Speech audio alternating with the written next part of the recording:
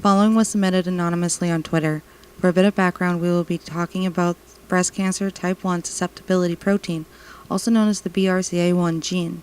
It is a human tumor suppressor gene normally expressed in the cells of the breast and other tissue, responsible for repairing DNA or destroying cells if DNA cannot be repaired. Mutations of this gene increases the risk for breast cancer. Only about 3 to 8% of all women with breast cancer and about 18% of ovarian cancers share a mutation in BRCA1. This is her story from her point of view.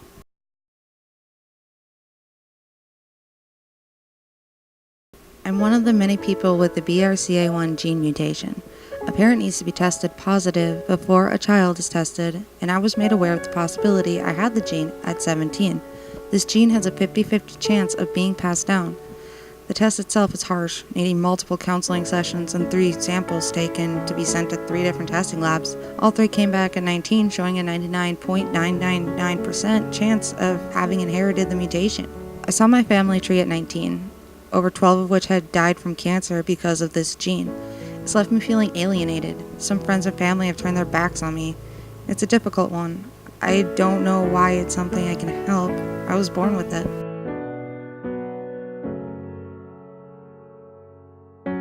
We've lost people at different ages, from age 31 to about early 50s, the longest having survived about 7 years. No one has successfully survived it.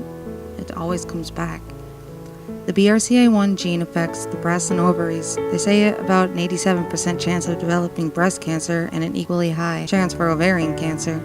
However, before finding out about the gene's existence, I was on a type of medication that increases breast cancer by about 10% for 10 years. I will never forget the look on my general practitioner's face after he had a chat with a family planning nurse. His face said it all.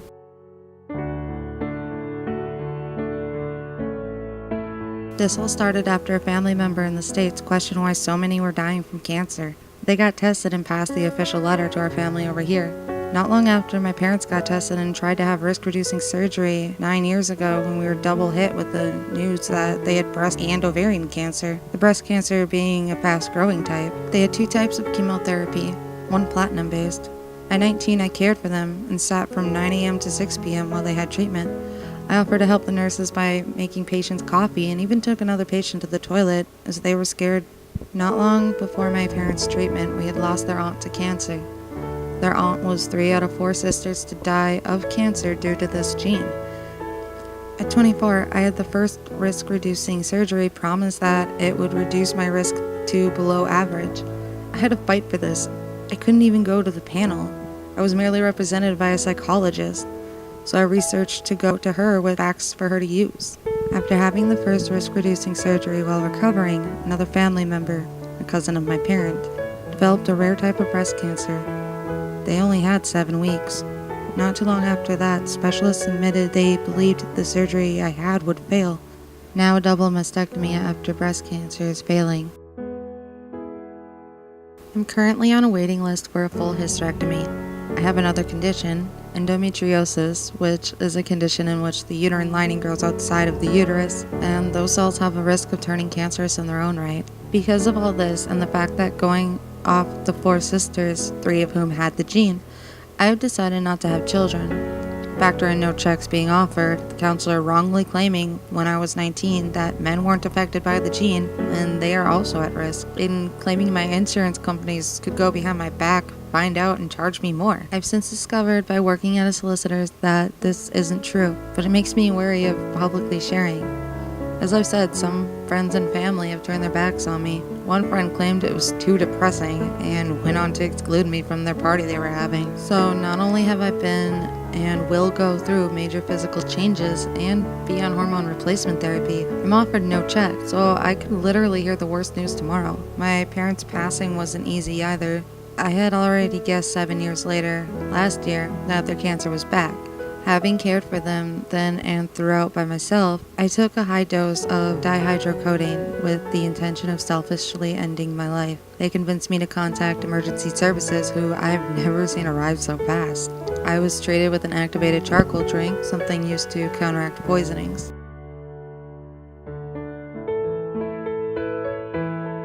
After I tried to focus on caring for them, in March last year they ended up in the hospital for about a week and a half. I was then told by the surgeon they were terminal with only a month or two left. They only had 2 weeks. And the only preparation I got was, you do know what to do if they die at home, right? Don't phone the main number and say it's an expected death. In the end, I called palliative care as they were in agony, rushed by ambulance and blew through the lights. The driver knew, but claimed it was to beat traffic. Less than 3 hours later, they died in part due to the medication, which was a horrific sight in itself. It stripped them of the ability to talk in the last few hours, and the last hour they looked like a fly that had been sprayed. I'm now homeless with anxiety, depression, and PTSD from all of this, all knowing the high risk I have of potentially developing cancer myself. To add, now we have lost about 15. What's terrifying is that it seems to be speeding up. We used to lose someone every 10 or so years. Now it's more between 2 and 5.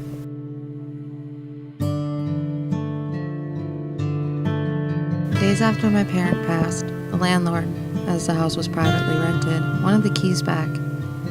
Since then, I was in the hospital multiple times for overdoses due to all my experiences both with this gene and past bullying. I was even sectioned under the Mental Health Act. For those not in the UK, that's a law that says one may be detained and treated involuntarily. This has only added to my problems due to both my experience there and the apparent lack of understanding or compassion by most of our health services here. Now I'm waiting for the next operation, scared in case they find something like they did with my parent while operating the first time, and having to stay in a ward overnight. I've seen some of the worst from healthcare professionals in terms of treatment, even being dragged from a bathroom crying. I also missed my parents' funeral as I was deemed quote-unquote at risk and told the police would be called should I try to leave. I didn't even get to say goodbye.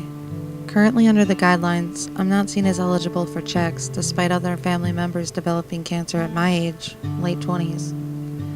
I'm also concerned as the last couple have only been diagnosed after a blood test showing a higher than normal white blood cell count. Then with the pain in the affected area, a scan has revealed the cancer. There are no regular checks offered for any age group, and no one has explained my options after the surgery I've had. I can't have mammograms due to implants, or so I've been told. I'm not even told what to look for, or how to check properly. It appears that everyone in my family who has had this gene has gone on to develop cancer. It always comes back, and by the second time, they're too ill to go through treatment again. I appreciate the opportunity to tell people this, even though rare, it affects roughly 800 families here alone, and cancer is expected to affect about 1 in 3 people even without a gene mutation. With more exposure and understanding, things might change. People in my position might be offered regular checks. It definitely makes a big difference finding it more early.